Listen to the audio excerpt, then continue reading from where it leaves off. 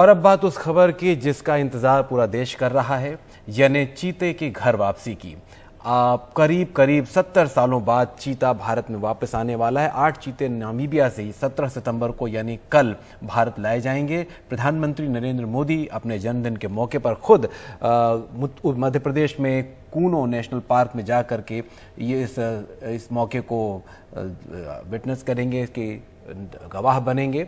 और इसके लिए विंडहोक से 16 सितंबर को एक चार्टर्ड हवाई जहाज से 8 चीते भारत में लाए जा रहे हैं। इसमें से जो 5 हैं वो मादा हैं और 3 नर चीते भारत लाए जा रहे हैं। जो मध्य प्रदेश का सौभाग्य मानता हूं कि हम टाइगर स्टेट तो थे ही, लेपर्ड स्टेट भी हैं और अब चीता स्टेट भी मध्य प्रदेश होने वाला है। मैं प्रधानमंत्री जी को धन्यवाद देता हूं, भारत सरकार को धन्यवाद देता हूं। हमने 20 साल पहले कूनो को तैयार किया था कि यहां वाइल्ड लाइफ पनपेगी और कई गांव हटाए थे ताकि वो सुरक्षित सेंचुरी बने जहां चीते आए और बाकी तरह की वाइल्ड लाइफ भी वहां रहे। तो पहले तो ये नामीबिया से 16 तारीख की शाम 5 बजे करीब टेक ऑफ होने का प्लान है और करीब 6 बजे हमारे देश में आ जाना चाहिए और फिर इमीडिएटली आधे एक घंटे में उसको ट्रांसपोर्ट में लगेगा, उसके ट्रांसफ़र में लगेगा हेलीकॉप्टर में। और उसके बाद करीब लगभग 7 बजे तक हम उम्मीद करते हैं 7 साढ़े 7 बजे तक ये कूनो आ जाएंगे। देखिए, चीता जो भी लाए जा रहे हैं उनमें सभी में पहले से ही रेडियो कॉलर लगाया जा चुका है और रेडियो कॉलर का सैटेलाइट के थ्रू, सैटेलाइट रेडियो कॉलर्स हैं, तो ये उसके माध्यम से उसको निगरानी की जाएगी।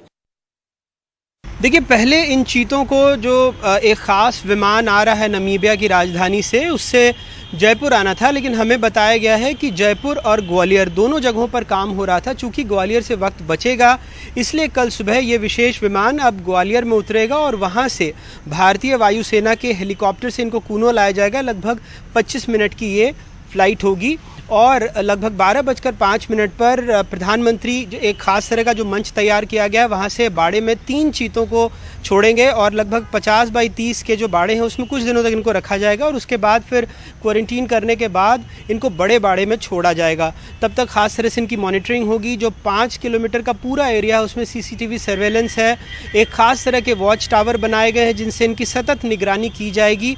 एक बड़ी चिंता वहाँ से यहाँ आने के बाद भी चीतों के तनाव स्तर को लेकर के है, क्योंकि ये जो बाकी की जो बिल्लियों की बड़ी प्रजातियां हैं उसमें एक तरह से चीता थोड़ा डेलिकेट माना जाता है, क्योंकि ये बहुत तेज़ दौड़ता है, संभवतः सबसे तेज़ दौड़ने वाले वन्य जीवों में शामिल है और इस वजह से कुछ ख़ास इसकी शारीरिक संरचना भी है, क्योंकि यहाँ पर तेंदुए भी देखे जाते हैं और इस पूरे कॉरिडोर में और भी बड़े जानवरों का मूवमेंट होता है।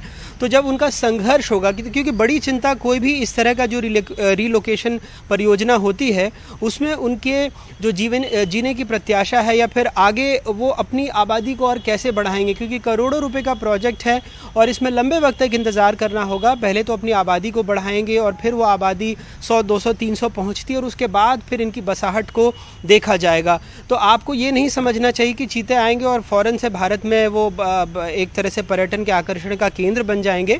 लगभग 10 से 15 साल लगेगा, जैसा वन्य जो जीवों के जानकार हैं, जो विशेषज्ञ हैं, वो हमको बता रहे हैं कि 10 से 15 साल लगेगा इस पूरी परियोजना के लिए ये समझने में कि ये सफल होती है नहीं।